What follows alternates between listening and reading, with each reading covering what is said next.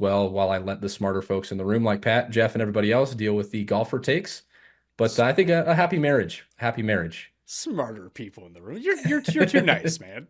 Like you can say like Pat's a bit of a moron, but he gets kind of lucky. Mayo experience. Mayo experience. Mayo experience. Mayo experience. Experience. Welcome to the Pat Mayo Experience, presented by Underdog Fantasy. Use code Mayo at Underdog Fantasy to get yourself a first-time deposit match up to $100. So you deposit $100, you get $200 with code Mayo. And if you want to get in the very special Pat Mayo Experience Underdog draw for one of 5 $1,000 Underdog Bucks giveaways, fill out the survey in the description. It takes 15 seconds to fill out, but you do need an Underdog handle in order to fill out the survey. So use code Mayo, sign up for Underdog, get in the survey. 15 seconds could be $1,000 for you, so you may as well do it. Who hates free money? Not me, that's for sure. I put myself in the draw. I'm not the one doing the draw. I probably won't win. I think even if they draw me to win, they probably wouldn't give it to me. They'll give it to one of you. But hey, I gotta take my shots anyway. Get that cash wherever you can get it. Today, we are doing the first of very many Underdog Best Ball drafts for major season. So what that means is you draft for the Masters. You draft once before the Masters starts, but you get Masters, PGA Championship, US Open, and the Open Championship. You have to survive each of the majors with the teams that you have drafted. We're going to run through some strategies. We're going to run through the draft itself, show you can incorporate the Fantasy National tools, fantasynational.com/Mayo. By the way, if you want to get in on that, along with all of the other tools that it has, and you can create your own rankings with that process. But I'm just excited to jump into this. I've been wanting to do golf best ball for ages, and this is something that I have been trying to work on in other places, and I'm just so pumped that Underdog actually has it. So joining me to break this down, someone who actually knows some of the strategy behind it, because shockingly enough, I know none about it. Cody Main, establish the run, sir. Thanks for doing this.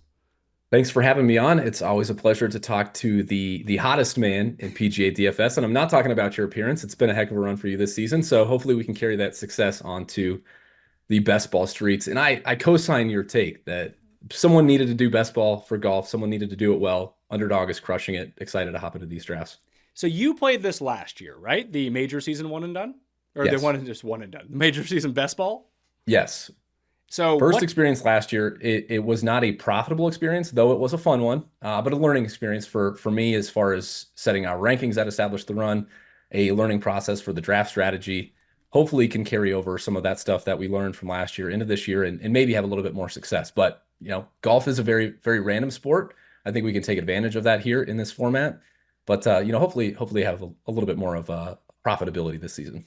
That'd be nice. So what things did you learn from last year? And we can spell out the rules. We'll do that in a second. We'll do a draft. And then Cody and I actually did a draft before we came on. So I'll even chuck that at the end. The first ever one that I did into the big Albatross. So there's 2 big contests up on Underdog right now. One is let me shout over to here. So you can get in there. I mean, there's ones every week anyway. You want to go over to the major season. There's the little Albatross, 7,500 people, $3 entry, $20K in prizes. We're not going to worry about that. We're going to worry about the Albatross, $10 per entry, 55,000 entrants, $500,000 in the prize pool, and there's $50K to first place. We're going to have a Pat Mayo Experience Listeners League for this as well, and I believe it's going to the first one is probably going to be a major season best ball where we can all go in, we can draft against each other. I think it's going to be 3 max, $25 per entry, and they're going to guarantee a certain number of money up at top. But what I want to know is what should I just straight up avoid, Cody, to start things off? Because we discussed some few strategies, but knowing where not to make mistakes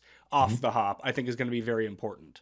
Yeah, I think going back to the play the best plays days of DFS is a great starting point for this type of content, this type of contest where it's still very much brand new, not a lot of content, not a lot of strategy around it. So most people are, not most people, but some people are still making just very basic mistakes. If we can avoid those very basic mistakes, we can give ourselves a slight advantage just from the very beginning. I think number one, trying to project out or find somebody that is projecting out how many majors each guy is going to play and which majors they're going to play in. Obviously, not every golfer on the PGA Tour is qualified for these events. So you try to need to find out who is qualified for what, and can they also get qualified for other ones if they aren't already qualified, right? So Very obviously at the beginning, guys like Scotty, Rory, John Rahm, Victor Hovland, just based off of the criteria from last season or official world golf ranking, these types of guys are going to be qualified for every major almost regardless of what happens the rest of the way. They're either already in or simply based off of official world golf ranking, they will be in by some sort of exemption.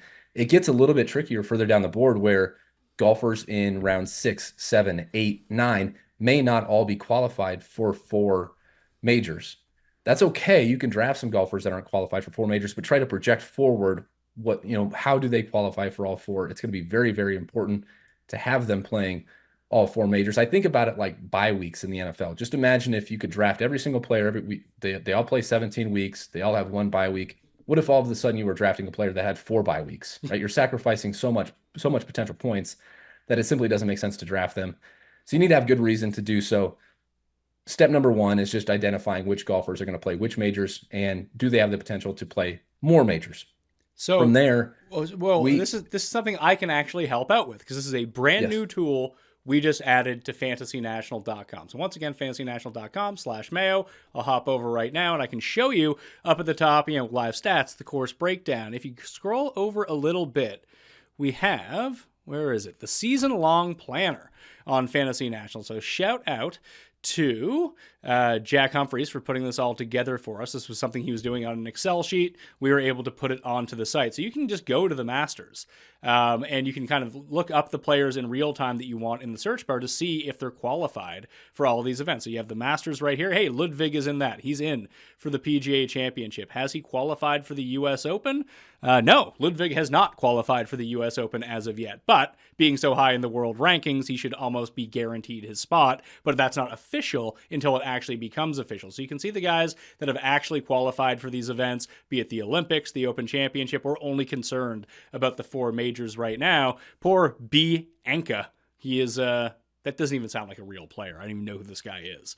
That's a create-a name, potentially, or apparently he's real. He is not qualified for any of the major championships right now. But that's one of the tools that we really wanted to implement before going into best ball season was you could see who was literally qualified as of the moment for all of the majors, who has the exemptions. So you can plan this out a little bit better. But it's funny because people are going to watch what we recorded first at the end of the show. But when we were kind of talking it through, it's like, who cares if they're not really qualified for the Open Championship right now?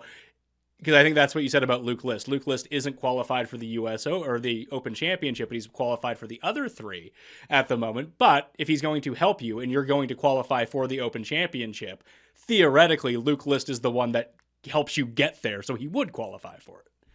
And I think that's the next step. As the meta kind of evolves in this type of thing, that's kind of the next step that you're thinking about, right? Okay, I've got Luke List, who is guaranteed to play the Masters, who is guaranteed to play the PGA Championship, and who is guaranteed to play the U.S. Open. He's only in 3 right now. He is, as of this morning, once we updated on Establish the Run, he is 60th in official world golf ranking. That would leave him out of, just based off of last year's qualifications, that would likely leave him out of the Open Championship. But if Pat drafts him and expects him to play the Open Championship, it's pretty likely that he's going to have a good performance, either A, at the Masters, B, at the PGA Championship, or C, at the U.S. Open, if Pat's team is going to advance. And if that happens, Luke List probably played himself into a U.S. Open qualification or exemption.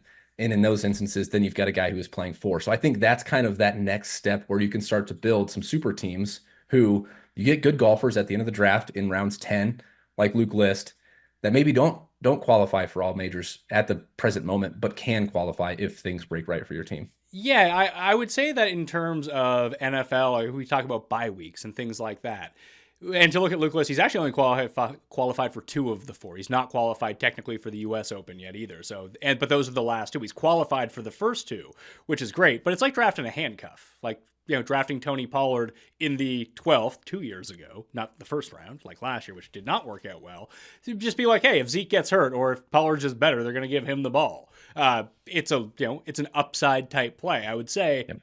Someone like List, who is most definitely, I would be trying to target everyone who's playing in the Masters before anything else. Because in terms of how the rules work for this major season best ball, I mean, you can explain it better than I can, but you need to advance out of the Masters just to get to the U.S. Open. So my strategy, the first thing I thought about coming into this was, why don't I just draft a team for the Masters and see how it does? And that makes sense. It's Going to be likely the easiest pod to get out of, although that's tough to say. The tournament has 4 rounds, 6-person group to begin with. That is the 6 players that or 5 other players that you draft with, including yourself.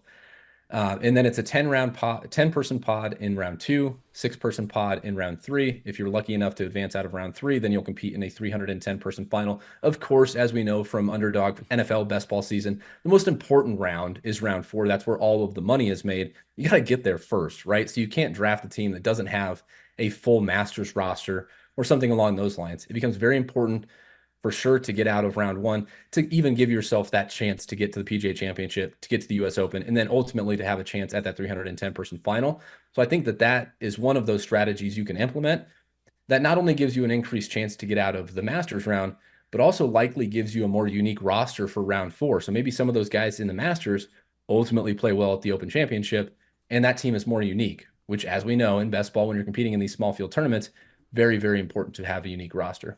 So what I've just done, I went to Fantasy National. I'll bring it up on the screen right now, and then there's not a whole lot of strokes gained data, so a lot of zeros up on the board, but we do have strokes gained total. And I looked at the past 24 rounds. We can shrink that down. You can go into the season. You can say I want to learn about the Masters all the way back to 2019 and see who the best players are there. So you have on an average round Zalatoris, Rahm, and then Theegala. Zalatoris only has 8 rounds.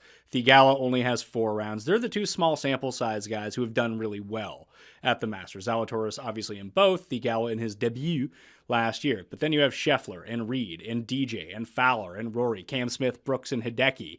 Sam Bennett is up there. I don't believe he is qualified for the Masters this time around, unless he ended up with the top. Maybe he is. Did he have that top 10 at the U.S. Open last year? Is he like weirdly in this? No, he is not in the Masters this time around. Poor Sam Bennett. He gained so many strokes putting last year until the very final round when everyone else started to run away with it. So I think this gives us a pretty good base, especially when we see how some of the ADPs actually start to shake out, about who are some guys that we can target both early, a bit later, like based on ADPs right now, and you can sort by that on the major season when you just go back to the full version of everything on Fantasy National. But like Theegala we saw was going very late in some of these things. Hideki kept slipping. We don't quite know about his injury. Fowler was going really late. Sung Jae had been dropping just because of the poor performance. That's actually something I really want to kind of hit on you. When we're doing this, it's a lot about, obviously, we need to get out of our Masters pods, and we need to get out of the US Open pods, and all of that. But the money is actually made at the very end, all the way down in the Open Championship. However, if we're doing that, do we want to take some guys with really terrible form at the moment who just might be better at the end of July than they currently are in March? Because that happens every year. Yeah, and we're seeing that play out in ADP. I think it's become a big thing in ADP. We've seen Sung Jae fall drastically. We've seen Willie Z, as he's come back from his injury, rise as much in the opposite end of the direction. And it's really interesting to watch these ADPs kind of set themselves up as we go. I think it's also an interesting approach too, from like how you want to draft perspective. I think you can kind of take like a barbell approach to these things where you can draft some teams. Well, I was drafting a couple of weeks ago. You can draft some teams now, and then you can draft some things at closer to the Masters when this tournament actually kicks off, when a little bit more of everything is known. You kind of do that in the NFL too, where or maybe you've got some sickos that are drafting teams in February and March for the upcoming NFL season. And then you take a little bit of a break, and then maybe you draft closer to August, September when the season's actually kicking off, when you've got more information. I think the same type of thing can apply here.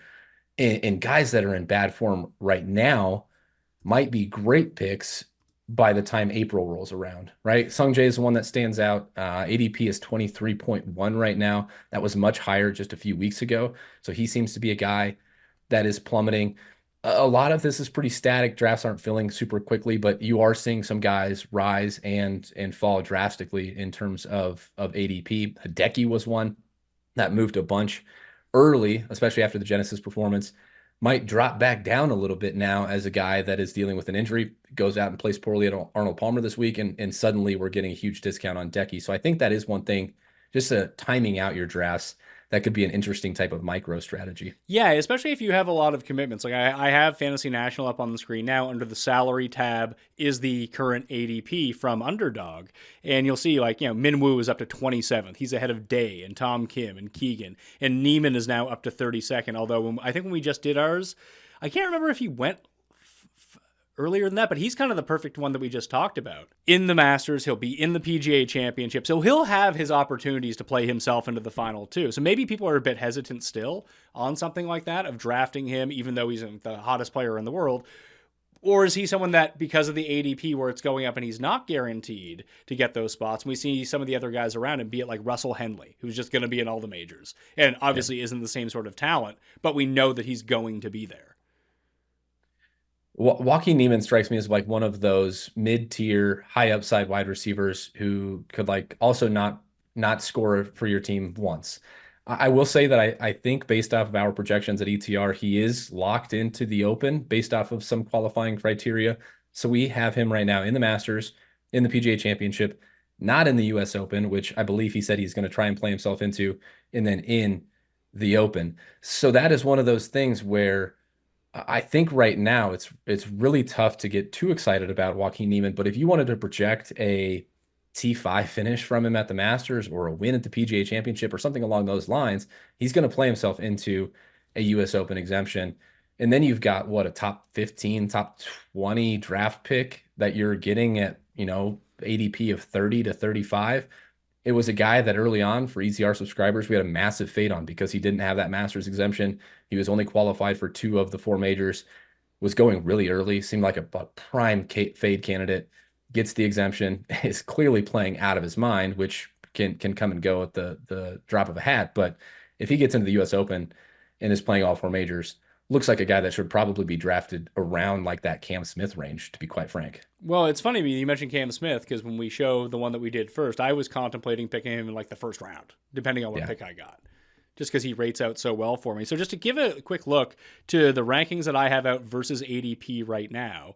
So like I said, Xander, Scotty, Rory, Victor, Cam Smith are my top 5. Cantlay, Hatton, Rahm, Connors, Max Homa is up there. And this is just kind of like hard courses. I'm going to refine this, and this is just, don't worry about the model rank or the strokes gain. That's just from Augusta National right now. But you can see that the Underdog ADP is on the left-hand side. So guys that are kind of higher in my rankings than their ADP, Cam Smith is one of them, Hatton is one of them, Corey Connors is inside the top 10 of my rankings with an ADP right now of 41. So he would be a target for me, someone who's played major championships really well. Gooch is higher, but Lord knows how often he's going to play, and he's going basically undrafted in a lot of these spots. Pick 60 is undrafted, right?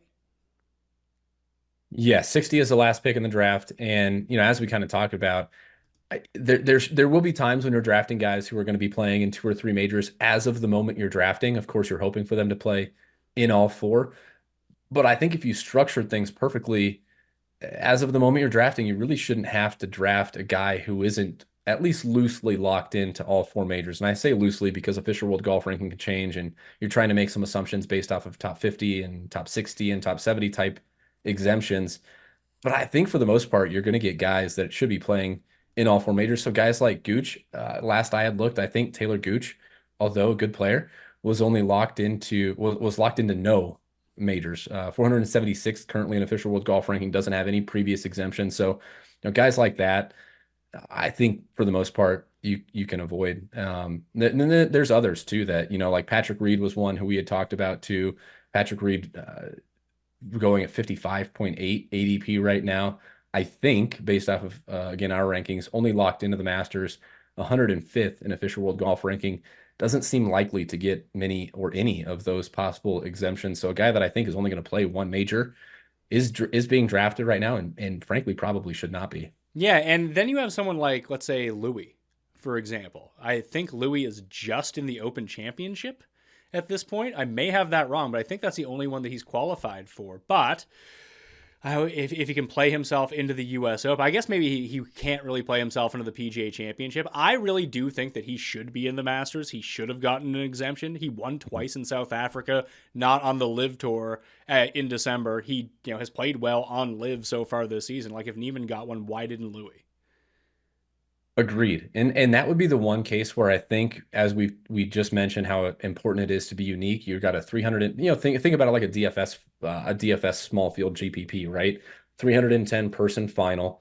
It's going to be very important to be unique. Roughly the same 60 to 70-ish players are being drafted in every single draft. if you have a guy that you think it can or will perform well at the Open, and he's not being drafted at all or very loosely drafted, this is kind of the scroll the F down strategy that Pete and Brick and the Badge Bros from Underdog have discussed in the past too. Scroll down a little bit if you feel like you've got a complete roster rounds 1 through 9. In round 10, if you want to take a Rasmus Højgaard who might only play in the Open Championship with your final pick, basically going undrafted, if he gives you a T10 finish at the Open, no one else has drafted him. Suddenly, you're separating yourself in a big way. I don't think we necessarily need to go that route, but I think if you feel really confident in your team rounds 1 through 9, that it can advance through the Masters, can advance through the Open Champion or to the Open Championship, ultimately in that small field final, then at that point you can start to take some of those chances. Maybe things break ADP wise, where you're in a room where all the picks that you want are falling to you after ADP. You've got a really strong team, and then instead of taking that, taking that Lucas Glover in the final round, who might be locked for all four, you take Rasmus Højgaard. See, I like that. Or take Louis. I mean, I might have to throw Right. Louis back on the radar here just to play in the Open Championship and see how that goes. Phil is probably like the worst guy who's qualified for all four, right? Yeah, I think so. We have him in 3 right now, which I hope is correct. I don't have Phil in the PGA Championship, which I don't know if he's he's gotten in a the previous PGA. He won exemption the for, PGA. but He won the PGA Championship 3 years ago or 4 years ago. So he'll be okay. in. So then he should be there. So yeah, Phil in all four. Do you want to try and lock in a score for all four majors with Phil Mickelson? You can certainly do that. He's a guy that's going 57.4 ADP right now. There's worse things you can do, but I think you've got yourself a relatively low ceiling there. I mean, it's the Masters and the Open Yeah. Championship that I think that you're really dealing with Phil. That he was second at the Masters last year. It was the only good result of the entire year. So I think that as he ages, he'll continue. I mean, it's going to be like every other year, but he does have that history at Augusta, so he can help you get out of that pod to begin with.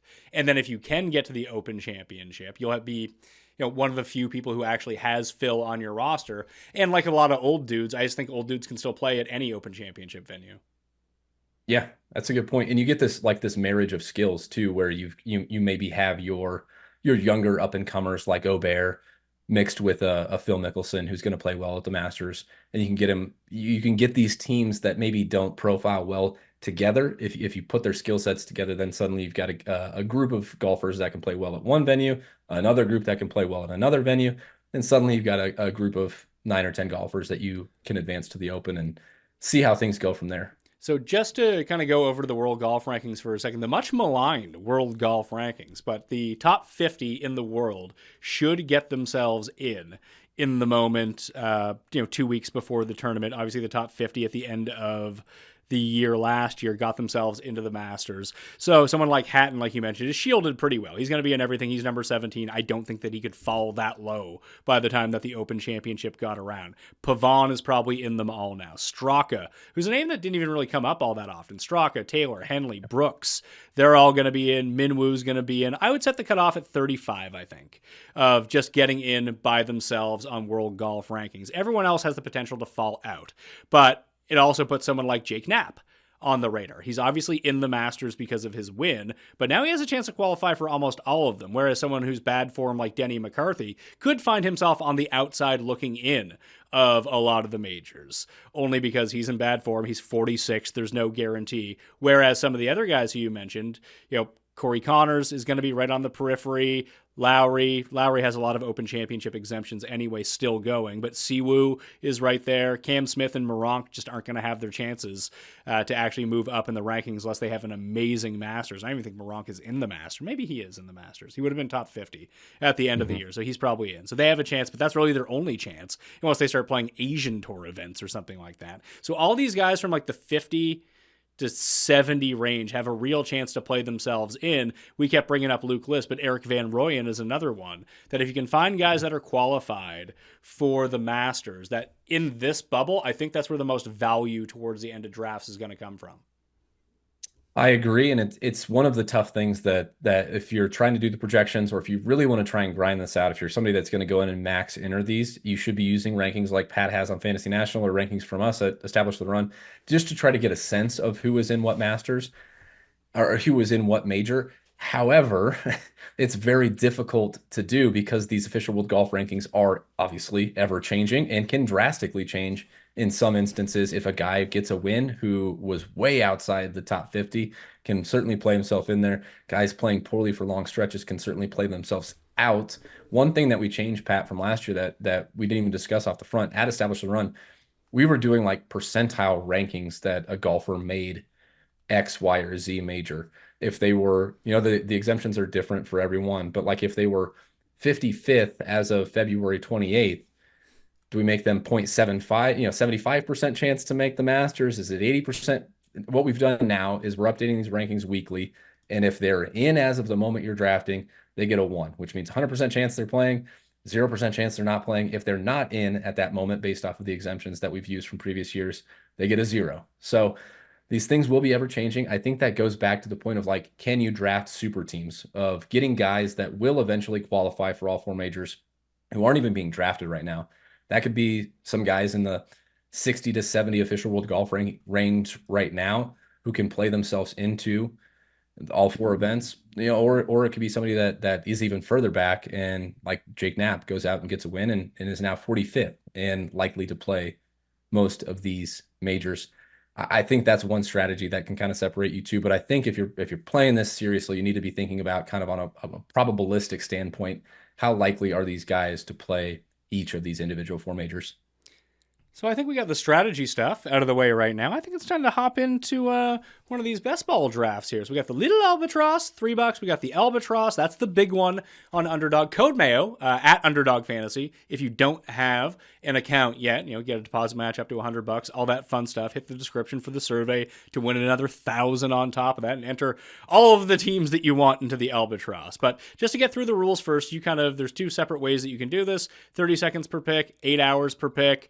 It's 4 rounds, so it's the Masters, it's PGA Championship, US Open, and the Open Championship. As you can see, the round advancement is easier through the Masters. So the top 2 teams in your pot of 6 at the Masters will advance to the US Open, then it gets to the PGA Championship, and then it gets tough. You have 1 of 10 teams in your pod where you get seeded, end up moving on to the US Open, then the top 1 of 6 moves on to that 310 seat final where people will compete for the top prize of $50,000. And we'll have the Pat Mayo Experience Listeners League version of this as well. That will be structured in very much the same way. So, Cody, what do you think? Do we get into this and do a draft?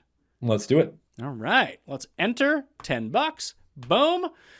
See how we're doing. Are people in these drafts? I want to, of course, no one's in it right now. I don't know if I want to show notifications at the moment. Filled, waiting. There's actually 2 spots left in this one. How do I share this around? See, I'm still learning. I was going to do the one for the very first time ever on the show with you as we went through it, but I was like, we got into it. Hey, people will see once we've kind of broadcast that draft. You're okay with me showing that broadcast, right? Where Cody recommends that Pat gets in a draft just to make sure that it'll fill quickly, and it's full. Lo and behold, it's full. It's full. And now we're, of course, on the show having the exact opposite problem of me trying to get in. There's 2 more spots that need to be filled. This is why, Pat, you never listen to your guests. You just trust your gut, and things would have worked out perfectly. I wonder if I can I share this around? Maybe I can't because it's not a they don't want people filling up like all of the same type ones. Yeah, I suppose. I should probably just go onto Twitter and just tell people right now, like, hey, someone go jump in. Then it would be like that. Yeah, let's do that. I can even throw up I'll throw in how we're doing. See, this is the stuff that I should have been trying to do. Let's see if this works.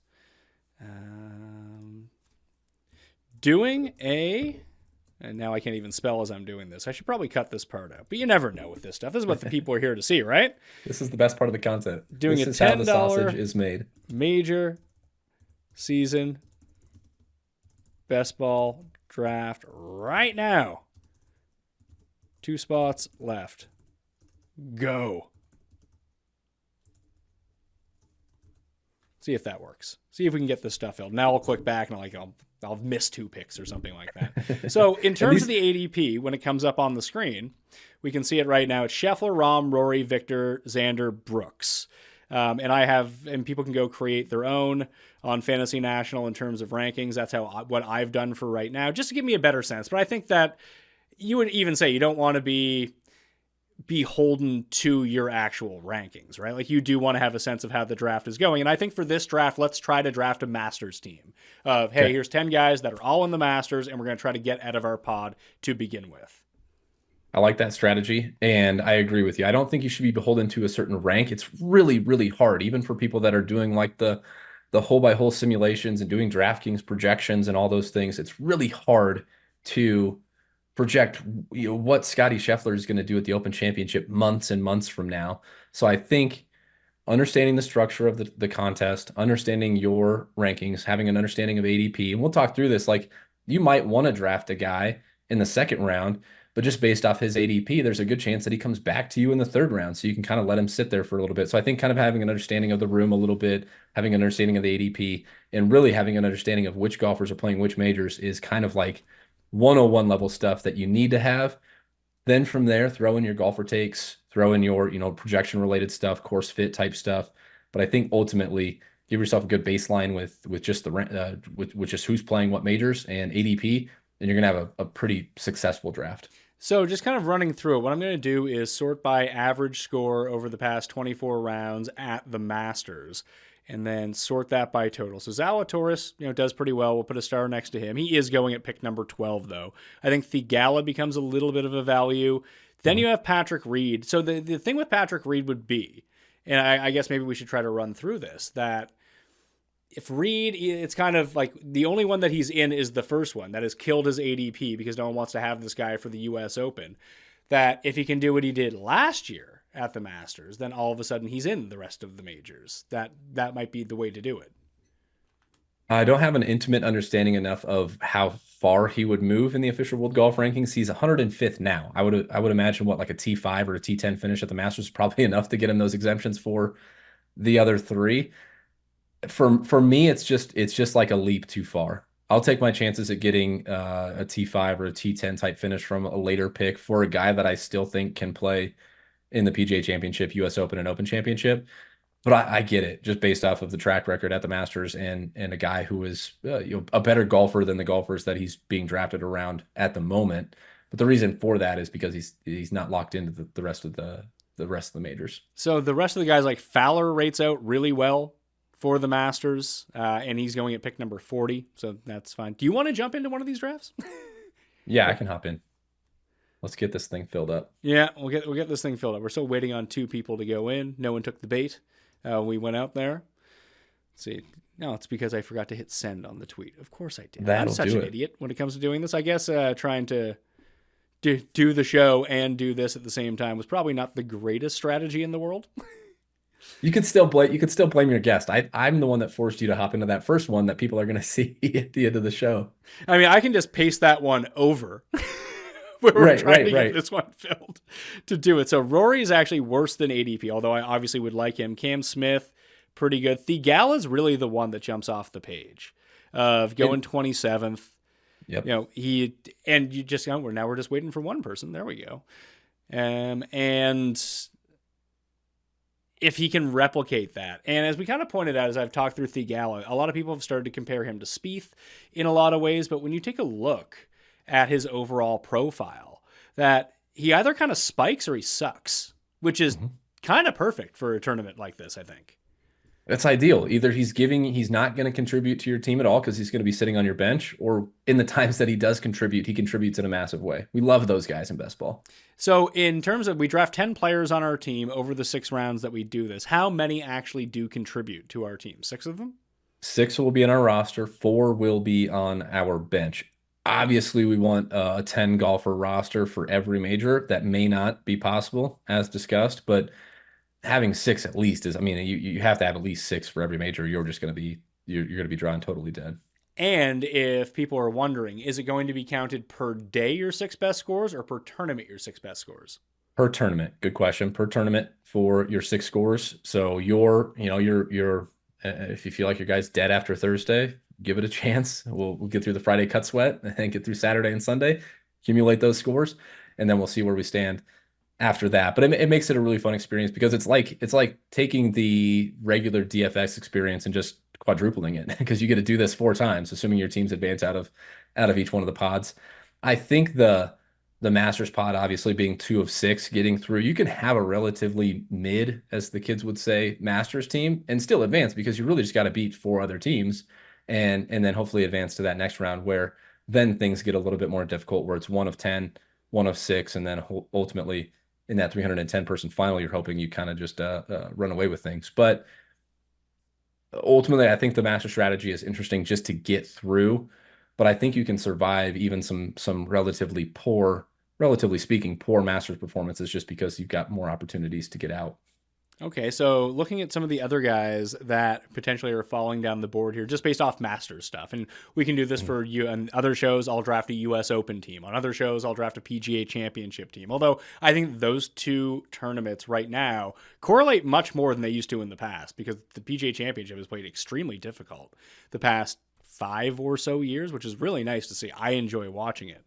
Bobby Mack is not in right now, despite his good history. Morikawa, I guess he's still going at pick number 9. Although I do feel like when we did the draft, he didn't go that high. He's not a fun name to click on right now. He's not. He's not. And I think the names around him, you've got a lot of people that of course, you've got Brooks, who's a couple of picks ahead. We have notoriously at ETR had a little bit of a Brooks fade in the majors, which has come back to bite us quite frequently. I think people would much rather click Brooks. I think you even get to a point kind of in that 8, 9, 10, 11, 12 position where people would rather have Ludwig. You can make that you can kind of adjust his game forward and project him going forward.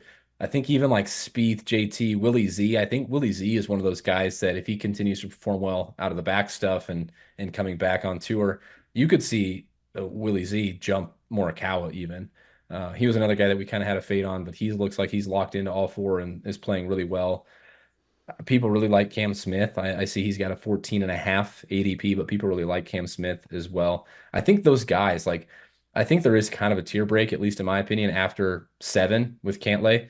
And then you get into that next tier where a lot of those guys seem pretty similar, at least on the surface, for very different reasons between Ludwig, Morikawa, Spieth, JT, Willie Z, Homa, Cam Smith. I think that's kind of that next group. And man, I Oh, think you could shuffle those rankings any which way and feel pretty comfortable about which guy you got there. game on. Are we full? We're full. I, Let's I, don't do even, it. I don't even know if you're in mine. Which one are you? I left myself out just in case I wanted to give the people a chance after you hit send on the tweet. So hopefully a couple of people from Twitter hopped in there. Yeah. And Okay. So what while we were talking, I actually did see the leave draft button. That was actually there. I'm just Perfect. an idiot. The things that we find out after the fact. What pick are we? Picking 5 in this Okay. one. So it starts in 26 seconds. So mapping out number 5 by ADP, Xander is there, and that's probably who I'd take anyway. Xander or Brooks. Xander or Brooks. Yeah, Xander or Brooks. Xander or Brooks is there. So one of those two, and then on the wrap, I think I might go Cam Smith. Cam Okay. Smith or Zalatoris, I think would be my pick. Okay. That's what I'm hoping to do off the hop here. So we're starting right now, the first pick in this draft. And if you're listening to the audio version of the show, obviously you can go click over to the video version on Mayo Media Network to see this on the screen as we go through it. The first guy is obviously going to like auto draft and like let himself Yeah, time out here. we But we'll we joke because I do the Underdog daily drafts, and I think that I'm grinding out maybe like a 0.1% edge by not putting myself on autopilot when I do those daily drafts because it may force other people to then autopilot because they're waiting for my dumb butt to pick. So I think there might be some people that follow my strategy of trying to grind out every micro edge possible and not set themselves on auto draft. So here we go. First 3 picks. Scheffler, Rory, and Rahm come off the board. Yep. Victor is next up ADP wise. And then for me, I will get one of Xander or Brooks, regardless of who this guy in front of me ends up taking. So I'm leaning Xander over Brooks at the moment, which sounds absolutely moronic when I say it out loud for major championships. If you were to ask anybody at ETR, they would fully agree with the Xander over Brooks. We actually have Brooks ranked 9th, which would be not only behind Xander, I don't but behind understand how you Cantlay. can have OWGR rated ahead of Brooks. That's where we're at right now. But you can't. But that look, doesn't even make sense. I think that's the thing. Like, okay, the brain versus the brain versus the math, right? I think But it isn't part of the math. Hey, this guy wins major championships and plays well only in the only time he cares. Like, you should just throw out everything that's not a major champion. So Xander went at pick 4. I took Brooks at pick 5. Hovland and Cantlay come off the board. I'm back up. Ludwig, Morikawa, Spieth, Thomas, Zalatoris, Homa, Cam Smith. So I'm between Morikawa, Zalatoris, and Cam Smith with this Masters type of pick. Which way do you think I should go? We got 14 seconds. I would lean Morikawa. I think there's also a chance, albeit small, that Cam Smith comes back to you. But if you really want to lean into that Masters stuff, I would, I don't mind going Cam Smith there. I'm going to go Zalatoris because I think Cam Smith might make it back for me. Yep. And while I love Morikawa, I like Zalatoris better at the U.S. Open. Yep. And the PGA Championship. Although it's not like Morikawa can't play well there. Obviously, he's won a PGA Championship. But we've seen some good results from Zalatoris on these longer, harder courses. That's kind of his bag, baby. No one biting on low. Ludwig finally went. So it went Spieth, Thomas, Ludwig after me. And now back-to-back picks with the guy that had the first pick. Morikawa is still there. Homa looks like a name that's going to be dropping, I think. He might be and not a guy that we probably want for the Masters and has not played well in majors anyway. But I think you mentioned Sung Jae earlier, Hideki maybe right now if there is an injury that we don't really know about. I'm sure Fitzpatrick has dropped a ton since the very beginning of the year, that these might be the buy low guys at this point in time when we do this at the beginning of March. Could not agree more. Sung Jae is the one that stands out to me like a sore thumb, who was going way earlier when I was doing these drafts. Early on, if I could look back at my ADP where I was drafting guys, Sung Jae would be one that I was probably drafting ahead of current ADP. Continues to drop because of, for good reason, poor performance. But a guy that if he continues to fall, I would like to catch the sword a little bit. So right now, Morikawa just went to the guy on the turn who's auto drafting, so he's going to get Max Homa unless he has a queue set up, which he doesn't. He got Max Homa. So Cam Smith is now the top in ADP on the board, but not by projection. So maybe that's good news of keeping the non-auto drafters off of him. If not, we got Cam Smith, Fleetwood, Fitzpatrick, DJ, Wyndham Clark, Hatton, Bryson. Next up, Fitzpatrick just went. Cam Smith still on the board. So the way that and Cam Smith just went. Do you think Dustin Johnson is the pick here? I would be okay with any of Fleetwood, Fitz, although I think if you're doing a lot of these drafts, Fitz is going to end up going later than Fitz DJ. I think those two. Fitz just went? Yeah. Yep. Okay. I would go to Dustin Johnson. Yeah. So I think that there is a point in this process leading up to the Masters where DJ could flip Fitzpatrick, but maybe not. Maybe not. So it went Homa, Fitz, Cam Smith, Hideki. So that leaves me with the option to take Dustin, which I'm going to do. But we also have Fleetwood here, Hatton, Windy C, Sam Burns, Sung Jae, Cam Young, Finau, Min Woo. They're all in this type of range. So I pick after this back-to-back goes. So Fleetwood comes off the board after I take DJ. Mm-hmm. I think Hatton would be the best value here, and I think that he is the likeliest to come back to you, but maybe not. He is not. He was just drafted, but he doesn't fit my all Masters narrative. That's true. So neither does Burns, neither does Bryson. Don't really know about Wyndham Clark. Finau's interesting because he's been terrible. You know what? This is where do you think Theegala can make it back to me in 8 picks? Because he's 8th. This is where the strategy comes into play. We're at 27.5 ADP on Theegala. I think Theegala is more likely to come back to you than Finau is at 24.1. How about I just take Neiman? Man, I still think it's a touch early for Neiman, but I think I would rather have Neiman than Finau is the thing. I took Neiman. Okay, and here's where the thing is. Okay, this is your 4th round pick. Yeah. If your 4th round pick and Joaquin Neiman doesn't play well at the Masters, pretty good chance your team doesn't advance anyway. If your 4th round pick and Joaquin Neiman does play well at the Masters, he probably played himself into the U.S. Open, right? Correct. So then we have 2 opportunities because the U.S. Open is 3rd. So he could still play well at the PGA and get himself in too. Yep, exactly. So that's where I think that strategy comes into play. You're thinking about your 4th round pick, okay? If my 4th round pick bombs, pretty good chance I'm going to struggle to advance out of my first pot anyway. And if he plays well, then he's going to play himself into that 4th major, which that's where the strategy comes into play. Maybe I've just got a little bit of take lock here because we had such a big fade early on, and now I'm just trying to slowly walk my way back. Well, I mean, once the information changes, then opinions can change at the same time too. So I took Neiman at pick 4.2. That's pick number 20 overall. Then it goes Cam Young, Wyndham Clark, Bryson, Sam Burns, and it's the auto draft guy. So he is going to get Sung Jae. He's going to get all these guys that we talked about, the faders down the board. Like, no one really wanted Burns. No one really wanted Sung Jae. And I mean, I don't know if anyone's going to draft Finau between now and then. Maybe we'll end up taking him. But like Thigala is still up there. Oh no, this guy ended up taking Finau, so I guess he's not auto-drafting now. So he took Burns and Finau. I'm in 4 picks. Sungjae, Minwoo, Thigala, Tom Kim, another guy who's probably falling right now. Day, Keegan, and Russell Henley are the next guys up ADP-wise. Sungjae has come off the board. Minwoo has come off the board. Okay. So I like Thigala with this pick if he survives this one. If not him, maybe Day? It would be Day for me. I think we're in agreement there. Sahith or Jason Day would be my 2 options. So the guy in front of me passed on Thigala and took Jason Day, so I will draft Sahith Thigala in the 5th round. So now trying to do it we have 2 picks from now.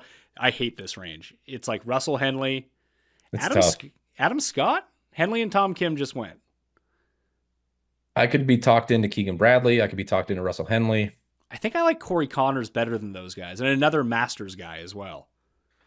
I agree with that. I wonder if Corey Connors would make it back to 40, 41 ADP. 41 ADP. I'm going to take Connors now. Okay. See, I should have used the Q better at the beginning of the draft to highlight the guys to get these like. To get another edge is to set your queue up so you know which guys you want and which range they're falling in. So I've built up a team so far. I have Brooks, Zalatoris, Dustin, Neiman, Thigala, Connors. This is like the pure Masters team. The pure Masters team. At the moment. Like Justin Rose is still there. That's a Masters guy. Siwoo tends to play really well at the Masters, more so than Straka. Straka's still on the board. After I took Connors, Keegan, Scott, and Lowry were all selected. And now it's at the end of the 6th round. Yeah. So who are some guys? I'll throw Siwoo onto the list. He's been terrible this year. Siwoo feels like another guy that's fallen. I can't recollect ADP right offhand, but 46.3 for Siwoo, who is fairly safe for these 4 majors, seems a bit low for him. So I thought someone selected Luke List because my thing jumped, but no, they selected Brian Harmon. That's fine. They can have Brian Harmon. I'll throw Luke List onto my... What about Tom Hoagie? Where did Tom Hoagie rank in the world golf rankings? He must be right on the periphery. I think he is. He's 58. Yeah, so I don't think he's in the Masters right now. He is not. So that's no good. Probably don't want to take a guy not in the tournament itself. Berger's not qualified. Bobby Mack's not qualified. Eric Cole just came off the man. This guy's team is Brian Harmon, Eric Cole, Sung Jae, Tom Kim. This is a weird team.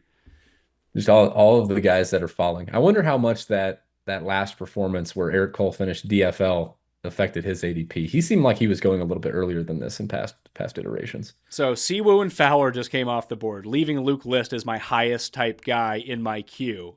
But if we can quickly do this in 20 seconds, Højgaard, Poston, Kirk, Rose, and Pavon. Harris English. I would be Højgaard, 33rd official golf ranking. I think he's fairly safe for all 4 of these. You're going to get Luke List later. I would prefer just to go Højgaard there. Yeah, let's roll with the upside of Højgaard because he's someone who's basically a complete unknown at a lot of these major championships. But seems to, after his performance at Torrey Pines, we'll see how he does at Bay Hill. Maybe he is someone that we can kind of like bet on now to catch the upside. Poston and Pavon just come off the board. I'm in the 8th round. Do I take Luke List now or do I take a Jake Knapp or a Ben Ann or a Justin Rose kind of guy? Prefer somebody like Ben Ann. Chris Kirk might be gone, but Chris Kirk, just official world golf ranking wise, very safe for all 4 if he's not there. I think I would prefer the safety. I'll take Chris Kirk and I'll play that safety with you. Yeah. So Luke List, ADP 59 is still in our queue. Justin Rose just comes off the board.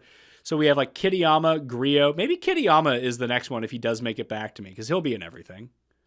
I like that. 37th. Could go out and play well at Bay Hill this week and even improve upon that. Yeah. Nick Taylor should probably be in everything as well, I would guess. Yep, 28th in world golf ranking, very safe for all 4 majors. Another one where if you're like, oh crap, I drafted this guy that might not be safe, might not play all 4, get yourself somebody like Chris Kirk or Nick Taylor, who's just going to he's going to give you a score no matter what it is in every format, in every one of the majors. And Harris English is another one who should be in everything. Yep. I think right at that cutoff, but I agree. Like 39th in official world golf ranking, he's going to be playing. He should be in these. So Griot's we right there talked too, about 41st. we talked about this in the other draft that we did, but Jake Knapp is a really interesting case. Do we believe in him as a real guy? Because if so, we could just take him now because he's in the Masters. Yeah. And 45th in world golf ranking, and a guy that's going to be grinding. This is not a guy that's going to take a bunch of tournaments off. So he's only got a chance to improve his world golf ranking status between now and the rest of these, as you mentioned, already locked into the Masters. I've been light on him, but that's been painful the last couple of weeks. If you want to buy that he's legit, you're getting a pretty nice deal there. I think it's worth breaking up once I'm going to do a whole bunch of these drafts. Jake Knapp actually was just so since we last checked in on the draft, Pavon went and then I took Kirk, and then it was Rose, Fox, Taylor, Nick Taylor, Ben and Jake Knapp were the next picks. So with 2 picks remaining for me, the ones I have in my queue right now are Harris English, Kurt Kitayama, and Luke List. And that's in reverse. Harris English just went. So it's Luke List and Kurt Kitayama. I want List. So do you think I should take List now and see if Kitayama makes it, or just play the ADPs, Kitayama now, and just hope Luke List isn't just sniped by someone? I think the fact that Luke List's ADP is 59 and he's not guaranteed for all 4, I think he's way more likely to be there for you at with your final pick. Kitayama just got drafted. Oh, shit. All right. Are we live streaming this, Pat? We are not live streaming this, unfortunately not. So this is fantastic content of just this happening. So Luke List is going to be my pick, but I kind of need to map out. Guys that come to mind that I haven't heard you say their name. Denny, pretty safe for all 4. No chance. Griot, Cam Davis. Is Cam Davis in all 4? That might be one to worth checking. Luke List is the pick at 9.5. Okay. Austin Eckroat. I love my guy Eckroat. The last performance. Adam Hadwin. Ugh. Grayson Murray. Grayson Murray. Let me see where we're at on Grayson Murray. I think he's like 40 something. Grayson 55th, Murray. 55th in world golf ranking in the first 3, not in the Open currently based off of qualifying criteria, but could play his way in. But he's in the first 3. He's in the first 3, and Grayson Murray is a grinder. He's got to get top 50, I believe, to make the Open. What do you have for Thorbjorn Olesen? Because I know that he got the invitation for the Masters. He's probably in the Open, I would guess, but maybe not the other 2. He's in 3. He's not in the U.S. Open as it stands, but he's in the other 3. He is in the Masters, he is in the PGA Championship, and he is in the Open. Let's take him. Yeah. If I can find him now. Where the hell did he go? Oh, great. I'm going to time out on my pick because I can't find this guy. Ugh. Olesen. Boom. Draft with 3 seconds to go. Thorbjorn is in. I can't even remember how he's done at the Masters, but we're at the end now. So the team itself looks like, it's the pure Masters team. We're trying to get out of the block here. So we got Brooks, Zalatoris, DJ, Neiman, Thigala, Connors. I really like that start of those 6 guys because overall, I think that those guys, while they do play really well at the Masters historically, they're kind of built for everything besides the Open Championship. This team might not be very good if I can make it to the final. That's where I got Højgaard, Olesen, Kirk. Like those jabronis could pop up at the Open Championship. This is one of those interesting teams where I want to see the results after the Masters when you run away with your pool by like 500 points over second place because you've just got all the Masters guys and they just all go out and crush. Well, this was a lot of fun. I can see myself doing a bunch of these on like live stream time over time. So thanks everyone for tuning in. Thank you, Cody, for being on. Pump Up ETR, like what do you guys have in terms of tools for best ball? And I mean, we got spring football coming up. I mean, your team ETR, I'm team Run the Sims with this, but both sites do pretty well for themselves in spring football. Yeah, I think Justin and I have a good marriage, and I think Justin and I's goals are aligned between Run the Sims and Establish the Run. This sounds crazy, but like if I had a choice between week 1 overlaying massively and helping my own edge, or week 1 filling 24 hours early, I would choose week one filling 24 hours early. So go out and support spring football, support us at Establish the Run with our spring football product coming up, support Run the Sims. So just support niche content in general. We love it. Check out all the stuff, obviously, that Pat's doing. But if you want to, dive into the ETR stuff a little bit more on the Underdog Best Ball stuff, highly encourage you to do that as well. I personally spent a bunch of time on our rankings just from a golfer ranking perspective and trying to map out who is going to play in which major. So hopefully those are accurate. Pat helped me uncover a few things, a few inaccuracies as they may be. But if you're interested in golf content, check out Establish the Run. Trying to help out on the game theory and ownership side of things as well, while I let the smarter folks in the room like Pat, Jeff, and everybody else deal with the golfer takes. But I think a happy marriage. Smarter people in the room. You're too nice, man. Like you can say like Pat's a bit of a moron, but he gets kind of lucky. I'm just trying to hope that like maybe this interaction between me and you can help turn around my PGA DFS luck, because frankly, no shame in hiding it. It's been a rough couple of 18 months or so for me. Well, Dink made a comment to me about like, running lucky and like doing like being hot, and it's like the moment like the actual players who are supposed to be good don't win, it is my time. All the losers I love are doing well now. When 2024 starts out with a bunch of 100-to-1 plus long shot winners, Pat is a rich man. Pat will be a rich man, and he is a rich man for getting his guys. Well, stay tuned on Mayo Media Network for more golf content, more football content, more best ball content, more underdog content, more betting content. We have it all for you on Mayo and Media Network, so please subscribe, smash the like while you're here, and download the audio podcast. If you're more of an audio person, I know this was a more visual show, but hey, I'm sure I did a good enough job of enunciating names and reading them out loud in real time that people could have followed along with me. FantasyNational.com/Mayo in order to get 20% off any of the memberships. It has all the best ball tools we just saw. You can make your own models, the standard DFS tools, the ownership projections, the simulators. That is all up.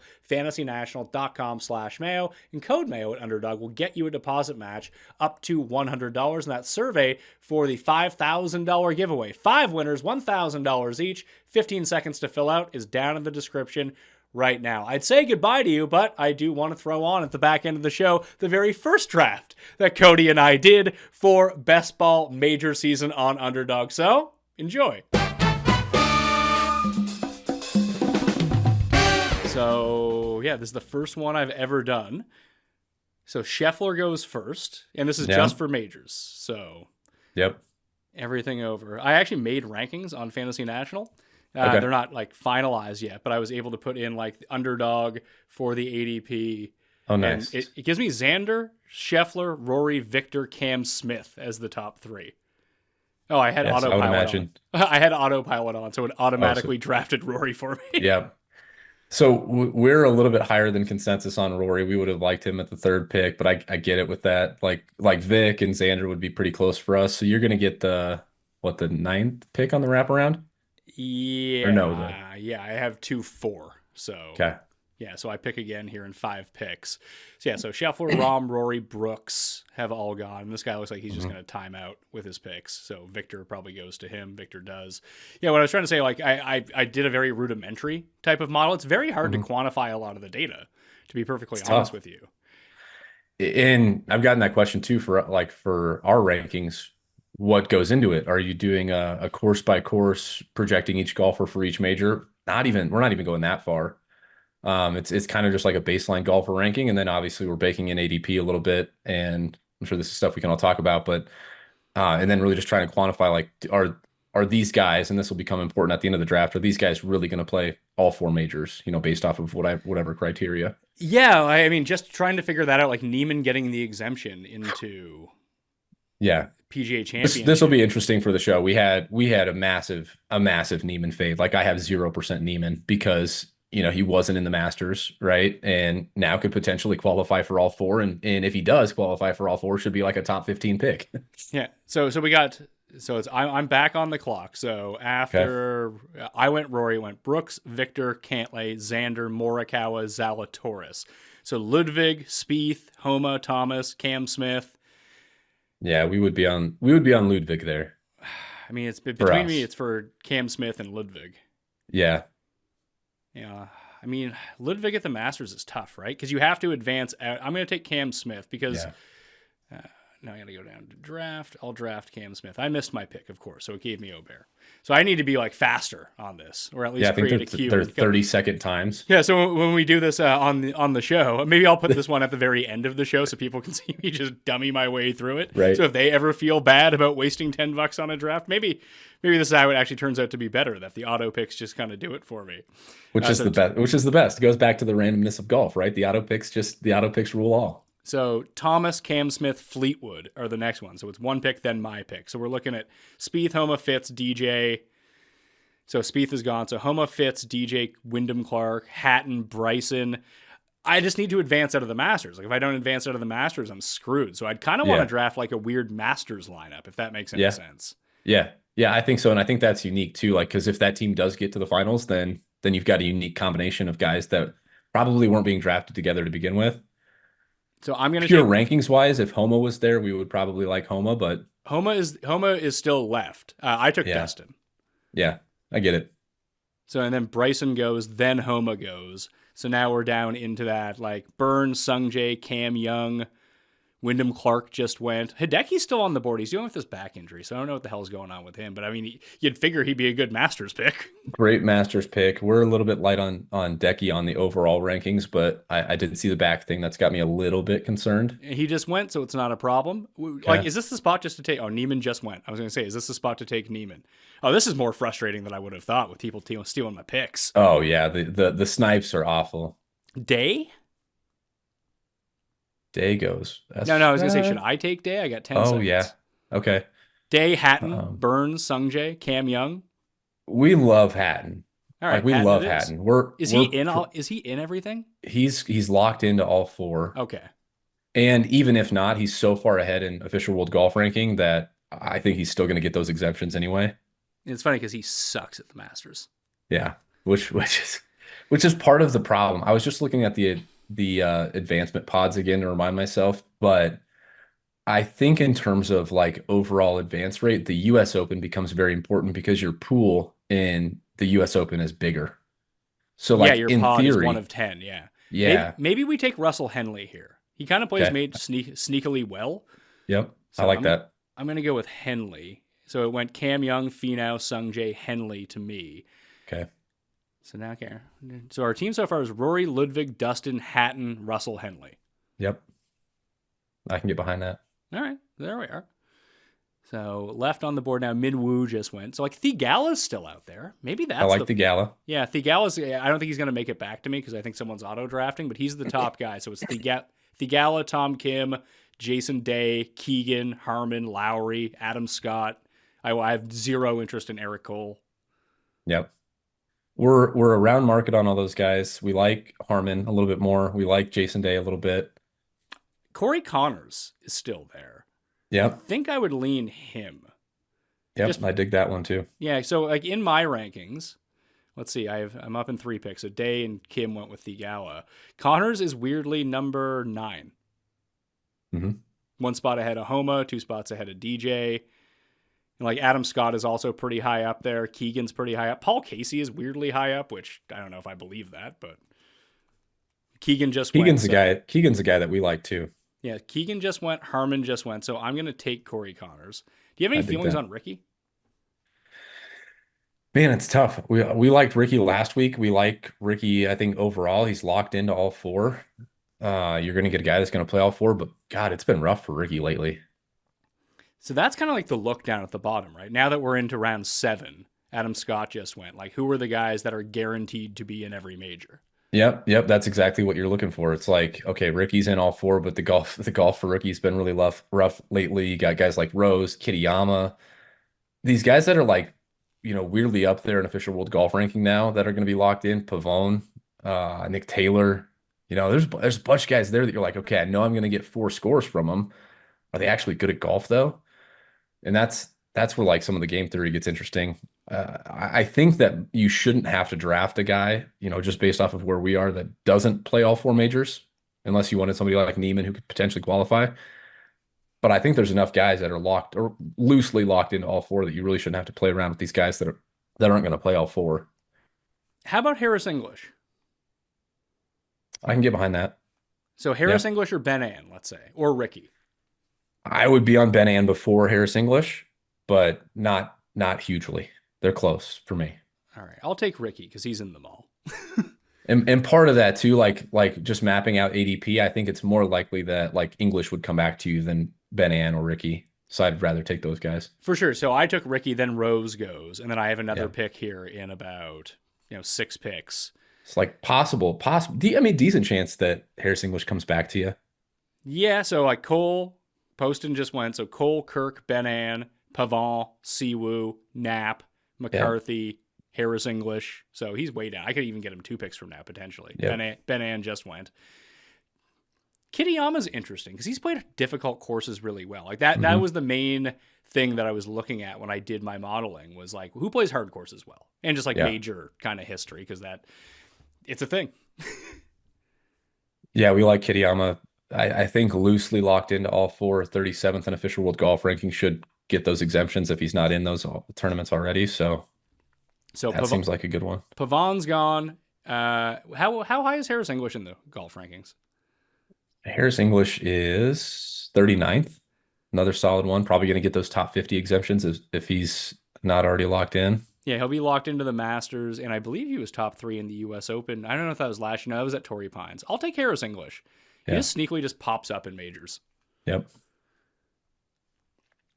So now we're looking at, like, we still have the guys at the top. The Siwoo, Knapp, for example, Denny, Taylor, Kitayama, still there. The Cam Davis, Eckroat, Patrick Reed, Ryan Fox, like that type of player. Hoagie, Tiger. Yeah, see, I think Reed is only going to play 2. I mean, outside of... No, well, he was second. And no, because, he got all his exemptions last year for coming in second at the Masters. Is Knapp locked into these now? I didn't even look at his official world golf ranking. You know what? I don't know. I know he's in the Masters. He's probably qualified for the PGA Championship. EVR and Kitayama just went. So I'm looking at like Griot, Fox. I mean, I should probably just take my guy. Siwoo just went. Of course he did.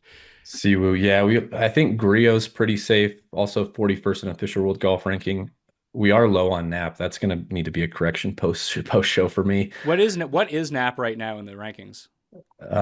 In official world golf rankings, Knapp is, oh geez, he's 45th. Wow. Right, I'm going to take Knapp. Yeah, man. And just hopefully he pays it forward. Yeah, that's going to be a correction post show. I don't even have the Masters updated for the Nappy one, so that's going to be a tough look for me. Well, I mean, is anyone really paying that much attention until after the Players Championship? Right.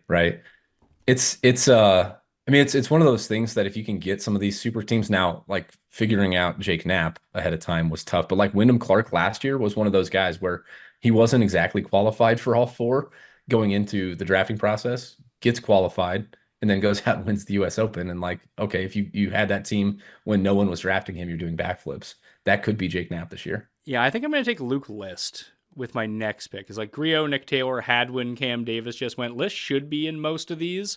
Yep. And just his distance and potential for short game, I think would lend itself well to either a U.S. Open or a PGA Championship as long as he doesn't straight up putt himself out of a tournament, which is possible. Always live. I don't have the highest expectations for him at the Masters, but yeah, I feel like I have I don't love my Masters roster. I think when we draft the other one, that maybe that's something that we can do is really kind of hone in on maybe. Masters heavy. We can talk through some of the strategy, obviously, at the beginning of like, how should we play this out? What are some different types of strategy? Because I'm learning along with everyone else. That's pretty good on Hoagie. Hoagie going here at 10-3. I got List at 10-4. Yeah, Hoagie's a good one. Hoagie should be locked in. List is 60th in official world golf ranking. And if I have this right, which based off of our Knapp projection could not be right, he is not in the Open currently, but could get an exemption there. Yeah, but he's in the other 3, right? Yep. Yeah. So, I mean, I'll take my chances down there. If I'm going to win, then, List would probably have to play well one of those other ones. That's true. Yeah. So you're already kind of projecting that out, right? If this team advances, Luke List probably played well enough, or hopefully played well enough to play himself into the Open. Mayo experience! Experience!